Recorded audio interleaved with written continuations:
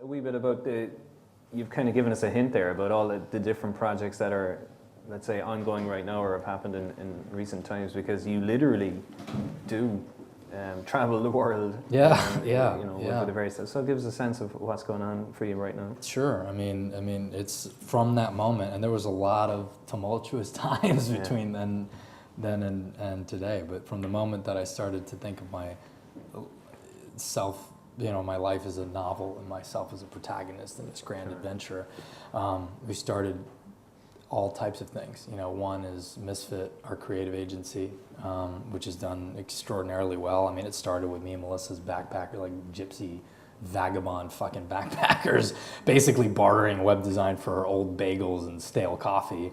That was glorious, though, I'll tell you what. Got us through some dark days. And that evolved over time. We cut our teeth doing a lot of different projects, and that's evolved. Now we also have Good Misfit, which is our humanitarian arm, basically our nonprofit arm. We've raised, at this point, probably close to $5 million in different humanitarian charity programs, all using the real-time web to tell stories from the ground. So, to give you an example, last summer we were in Malawi, and we used Instagram as this platform and kind of metaphor for real-time storytelling from the ground in these two villages in Malawi, and ended up raising $4 million through this campaign with WaterAid that we did. How do you identify those projects? Of all the humanitarian ones? Of all the potential causes out there. How do you figure out which ones are early going to on, get your time? It was just people we met, because we just wanted to. I don't know, when you decide that you want to change the world, then all of a sudden your eyes are open, you meet all these people that are doing amazing things that just need a little bit of help, and sometimes it's help that you can provide, and we just started aligning ourselves, over time now, when you say that you do free work, obviously, like a lot of NGOs are like, can we, so now we vet, we vet basically NGOs and nonprofits based on kind of their ability or desire to want to do something risky or experimental, because everything we do is very experimental in the field, and it usually is based on, we've done projects in Kenya, Ethiopia, Tanzania, Malawi, and a few other sub-Saharan African countries, and it's usually us creating a campaign that is based on the real-time web, and us going on the ground and teaching people that are local to tell stories real time from the ground, creating a campaign around that, which a lot of nonprofits can't palate just because it's just too crazy. There's no PR filter to it. There's the lack of control. Yeah. So you're painting this picture of traveling all these places with Melissa. Yeah. But also working with Melissa. So how does that pan out? And Melissa, we'll allow you to ask a question later. Yeah. But how does that? Well, Melissa's my boss, so I basically listen. She chose this jacket today. People ask us that all the time. Our friends think we're fucking crazy that we work together and we travel together and we spend all day together and all that. We've known each other since we were kids, so we have that kind of unique history in the sense that we've known each other since we were 16 years old. So she saw me go through this period where I was chasing something that wasn't me, which is a departure from who I am. You know what I mean? So she saw that, and for her it was like a return back. And we've gone through the woods together. We've seen so many things together. So for us, it's kind of natural to do that and to work together. And I couldn't imagine any other way. That's really cool. You hear so many horror stories about business partnerships and stuff like that. When you're in the foxhole with somebody that you trust, like 100%, and that you've slept under bus benches in Victoria train station with, it's by preference, presumably. Right? Yeah, exactly. By choice, of course. There's a sense of just visceral loyalty where you know that person has your back, and it works. It sounds like that's an important characteristic, a human characteristic to you, just that sense of loyalty. I just pick it up in a lot of your affiliations with different people, and which brings me on to you have a team now, the Misfitting team, and you just came from Malaysia where you were visiting with some of those guys. So how does that work? How does that dynamic play out? Yeah, I mean, there was some point, I don't know when it was, like 3 years ago, when Melissa and I were looking at each other like, wait a second, this is a business, you know? Yeah, It wasn't. yeah. It just wasn't us with our backpacker bags gypsying around the world, you know? And we started hiring people, and our parameters for hiring a team wasn't based on resume. I mean, it was very non-traditional, like we do lots of things. It wasn't based on resume or work history. It was based on archetype, you know? It was based on people who, you know, misfit for us and for people who understand what that term means, you know, or at least comes in contact with our work and gets it. It's about defiance, you know? It's about defiance against the system and society of well-intentioned family, friends, colleagues that wants you to comply and live the life that they always wanted you to live. And that extends itself to many, many things. When we like looked for people that that personified that, you know, because that's where you get that loyalty when it's not about a job, it's about an ethos, you know, that you hold dear. And Jessie, one of our lovely employees, she leads all of our publishing work and our non-for-profit work.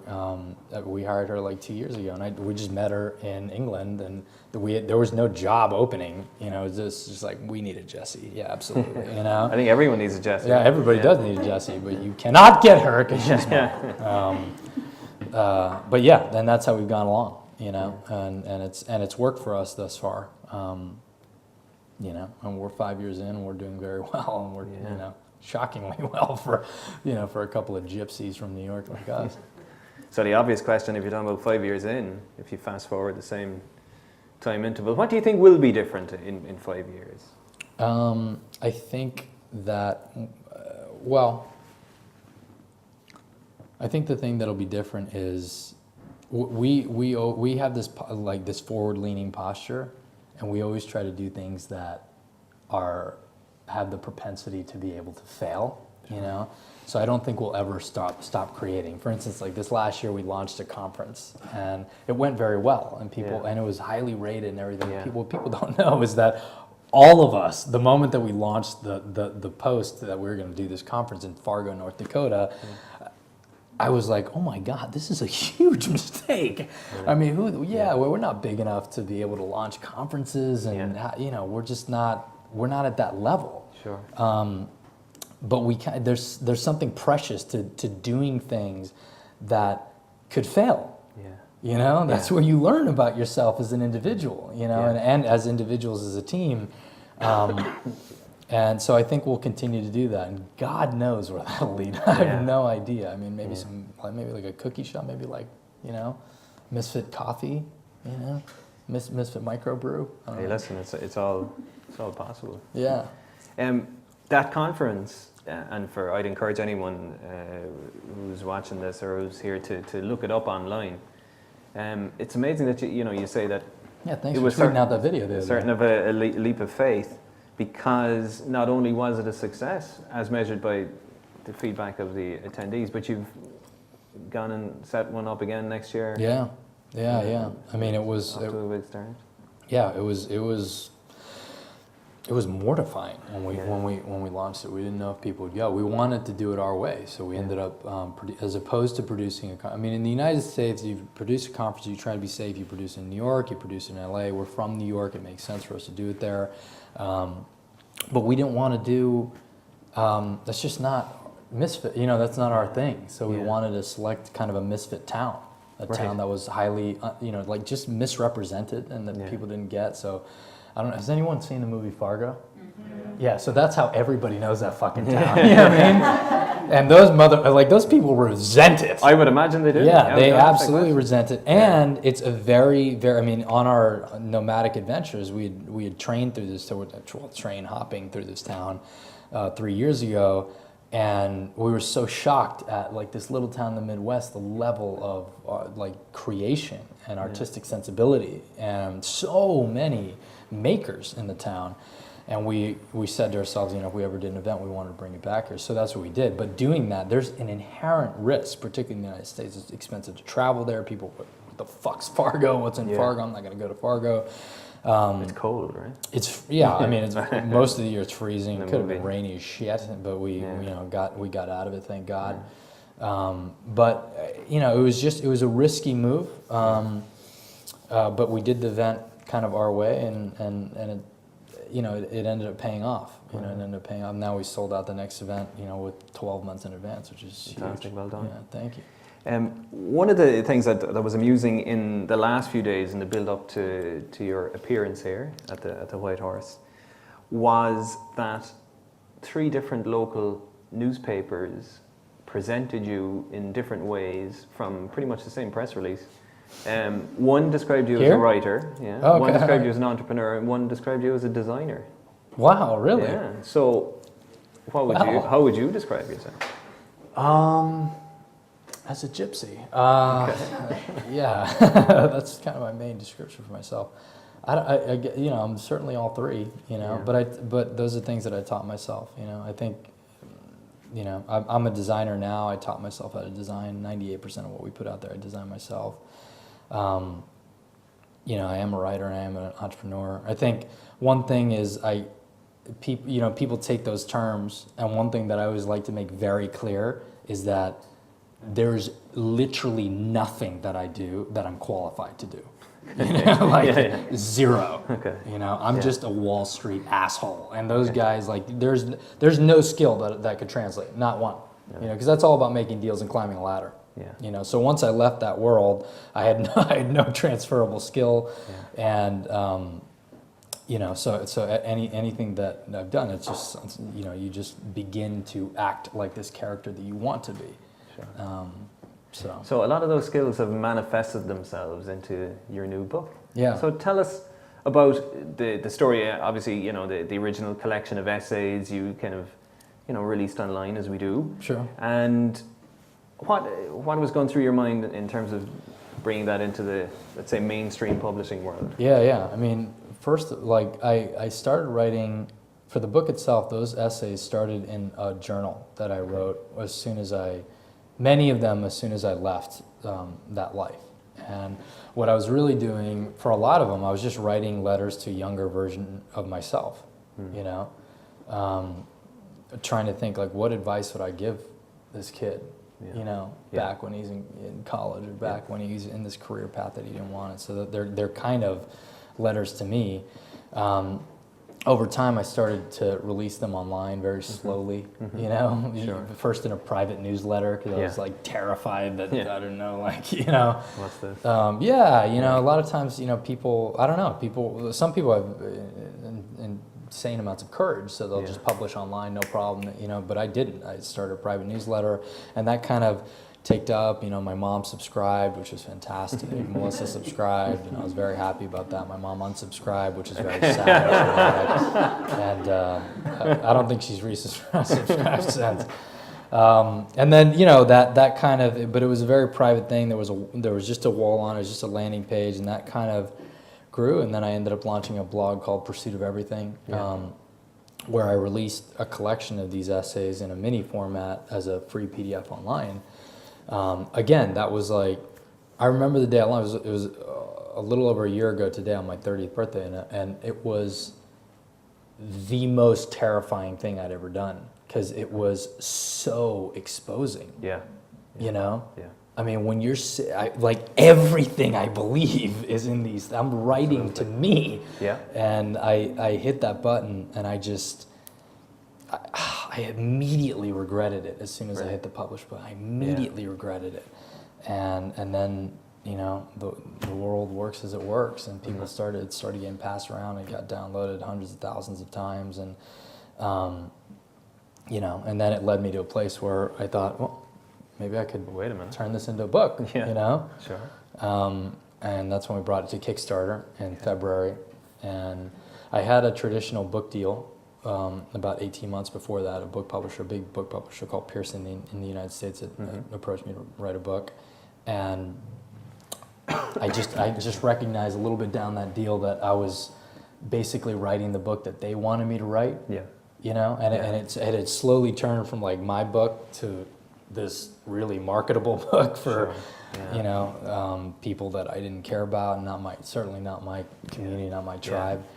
So I ended up canceling that book deal, which is a scary moment because I just thought, you know, I'm fucked. I was going to be one of the chosen, like an author, and then now I'm just going to be some An outcast. exactly. Field, yeah, and a guy who'll never get back in. You know, you Right. don't reject a major publisher like that, and never get back in. And So having gone through the Kickstarter process, do you think now that it's possible for, well, I won't say anyone, but for someone who does it the right way to self-publish? I don't know if even that's a proper description of what you've done. oh yeah, absolutely. But so tell us a little bit about your feelings when you pressed go on the Kickstarter page, which was basically saying to the world, here's my project, I need you to back it, here's what you get.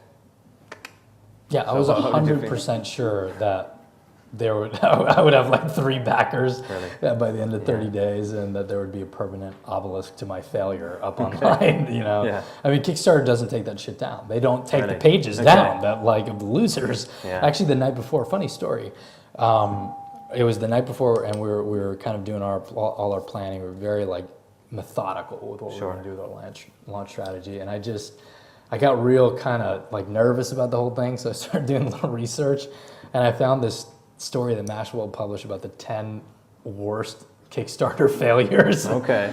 And it was like these people that like the stupidest projects ever, Okay. and they were all books. Oh, And okay. all, you know, most of them had 0 backers. Oh, no. Yeah, I mean, it's like not one family member. Oh God! And I just thought, that's gonna be me.